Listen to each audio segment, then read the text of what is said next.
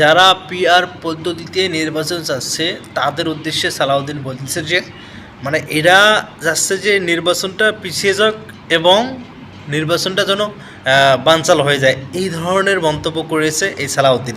কেন? পিআর পদ্ধতিতে নির্বাচন হওয়া এটা ভালো না?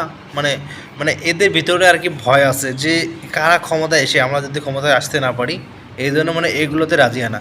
সবগুলো দল এগুলোতে রাজি হচ্ছে পিআর পদ্ধতিতে নির্বাচন, কিন্তু এরা রাজি হচ্ছে না। সালাউদ্দিন বলতেছে যে এরা ভোটকে পিছিয়ে নেওয়া মানে পিছিয়ে নেবে এটা, অথবা ভোটকে বানচাল করবে, নির্বাচনকে বানচাল করার জন্য এরা এই পদ্ধতি এখন বেছে নিয়েছে।